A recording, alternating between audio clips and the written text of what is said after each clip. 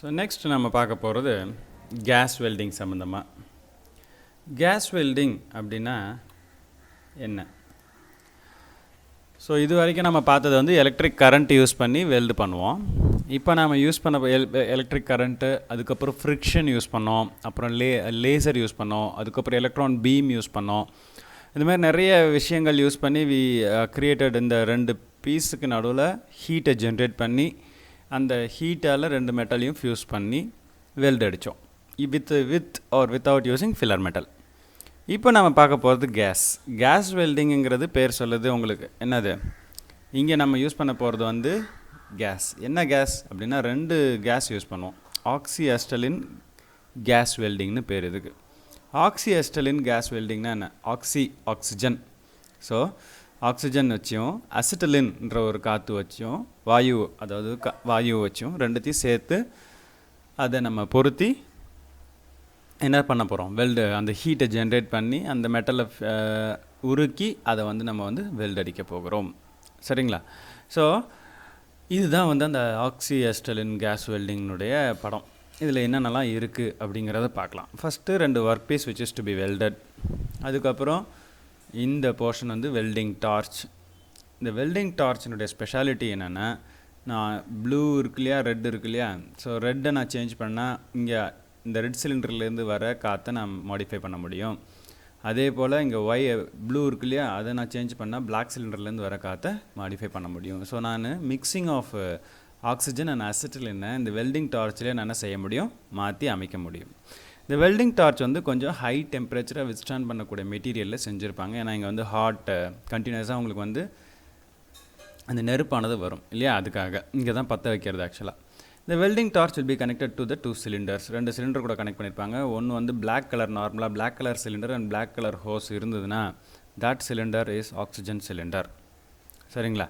அதே வந்து red colour இருந்ததுன்னா அந்த சிலிண்டர் வந்து அசிட்டிலின் சிலிண்டர்னு பேர்.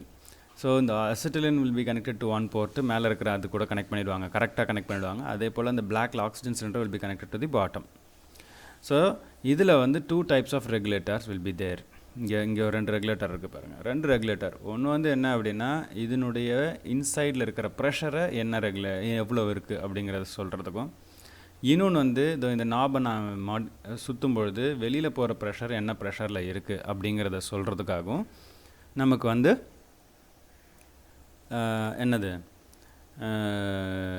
இன்னொரு ரெகுலேட்டர் இருக்கும். சரிங்களா? ஓகே.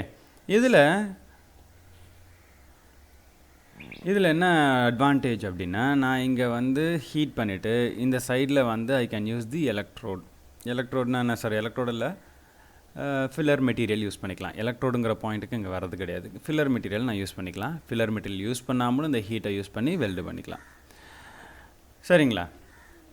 ஸோ ஃபில்லர் ராடு வந்து இங்கே சேர்க்கும்போது அந்த ஃபில்லர் ராடுக்கு மேலே நம்ம வந்து என்ன செஞ்சிடலாம், வேணும்னா நம்ம வந்து என்ன செஞ்சுக்கலாம், கோட்டட் ஃபில்லர் ராடு எடுத்துக்கலாம். So that coated filler rod இருந்ததுன்னா நமக்கு வந்து அந்த ஃப்ளக்ஸ் மேலே formation which forms the slag form பண்ணி அந்த ப்ரொடெக்ஷன் ஆஃப் தி வெல்டு மெட்டலை பார்க்கலாம். ஓகேங்களா? ஸோ இதுதான் வந்து நார்மல் ப்ரொசீஜர்ப்பா. இதில் என்னென்ன அட்வான்டேஜஸ், இதுதான் வந்து எல்லா இடத்துலையுமே யூஸ் பண்ணக்கூடிய ரெகுலராக ஆரம்ப காலத்தில் ரொம்ப அதிகமாக யூஸ் பண்ணக்கூடிய வெல்டிங் வந்து கேஸ் வெல்டிங் தான். இதனுடைய அட்வான்டேஜஸ் என்ன அப்படின்னு பார்த்தீங்கன்னா, இதனுடைய அட்வான்டேஜ் பார்த்தீங்கன்னா ரொம்ப சிம்பிளாக சொல்லணும்னா மெயின்டெனன்ஸ் சார்ஜ் ரொம்ப கம்மி. அதுக்கடுத்தது இதை என்ன செஞ்சிடலாம், அந்த சிலிண்டர் எடுத்துகிட்டு போயிட்டோன்னா கரண்ட்டே தேவையில்லை, நான் யூட்டிலைஸ் பண்ணிக்கலாம். அதுக்கப்புறம் என்னது, ரொம்ப தின் பீசஸ் ஒர்க் பீசஸும் வெல்டு பண்ணிக்கலாம், திக்கு ஒர்க் பீசஸும் வெல்டு பண்ணிக்கலாம். இந்த 2 நாப் இருக்கு இல்லையா, அந்த 2 நாபை வச்சு நான் என்ன செஞ்சுக்கலாம், வெளியே போகிற இந்த ஃப்ளேம்னுடைய வீரியத்தை நம்ம என்ன செஞ்சுக்கலாம், கண்ட்ரோல் பண்ணலாம். அதுக்கு அடுத்தது இதில் இருக்கிற டிஸ்அட்வான்டேஜஸ் என்னன்னு பார்த்தீங்கன்னா, ஸ்ட்ரென்த்து வந்து கொஞ்சம் குறைவாக இருக்கும். சரிங்களா? வெல்டிங் வந்து கொஞ்சம் பொறுமையாக நடக்கும். அதுக்கப்புறம் ஸ்ட்ராங் மெட்டீரியல் இருக்குது பாருங்கள், அதை வெல்டு பண்ணுறது இதில் கஷ்டம். ஓகேங்களா? ஸோ இதெல்லாம் வந்து இதனுடைய டிஸ்அட்வான்டேஜஸ். ஓகே. இதுக்குள்ளே இந்த சிலிண்டர் இருக்கு இல்லையா, அந்த சிலிண்டருக்குள்ளே இருக்கிற ப்ரெஷர் நார்மலாக எவ்வளோ இருக்குன்னா 1550 நியூட்டன் பர் மில்லிமீட்டர் ஸ்கொயரில் 21 டிகிரி சென்டிகிரேட்டில் நார்மலாக உள்ளே வந்து ஆக்சிஜன் அடைக்கப்பட்டிருக்கும். எது? இந்த ஆக்சிஜன் சிலிண்டருக்குள்ளே. சரிங்களா? அதே மாதிரி அதில் எவ்வளோ இருக்கும் அதிகபட்சம்னா 80 கிலோஸ் வரைக்கும் அது உள்ளே இருக்க வாய்ப்பு இருக்குது.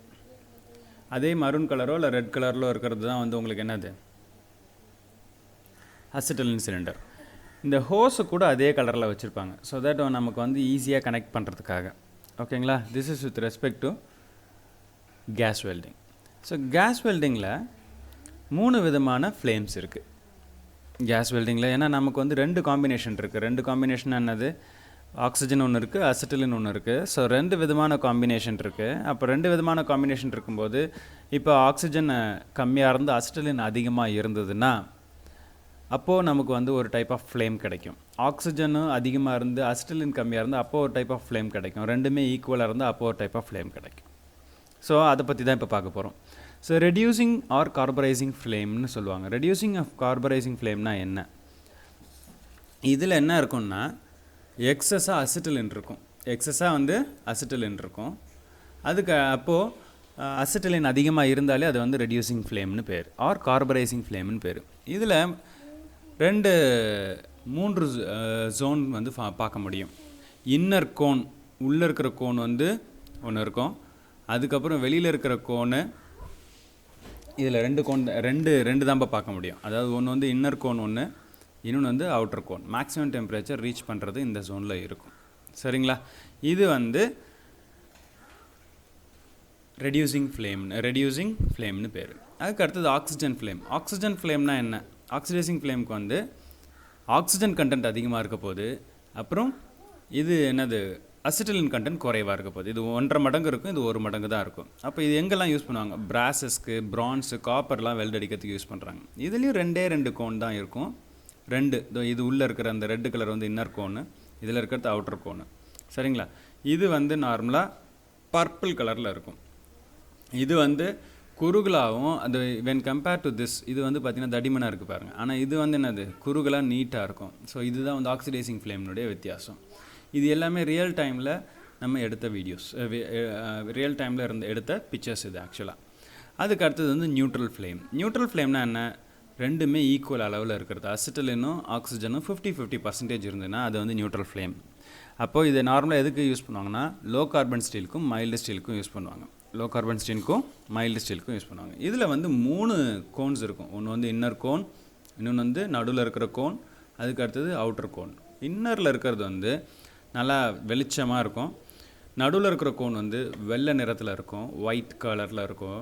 அதுக்கு அடுத்தது ஃபைனலாக இருக்கிறது வந்து ஃப்ளேம் நீல நிற கலரில் இருக்கும். சரிங்களா? ஸோ இதில் நீங்கள் பார்த்தாலே உங்களுக்கு தெரியும். இந்த பாருங்கள், உள்ளே இருக்கிறது இட் இஸ் வெளிச்சமாக இருக்குது இல்லையா, பியூர் ஒயிட்டில் இருக்குது. அதுக்கு ஃபாலோட் பை கொஞ்சம் இங்கே followed by and second cone, அதுக்கப்புறம் நீட்டாக ப்ளூ கலர் ஃப்ளேம் இருக்குது.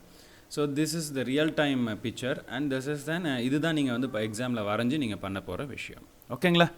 உங்களுக்கு இந்த கேஸ் வெல்டிங் புரிஞ்சிருக்குன்னு நினைக்கிறேன். தேங்க்யூ.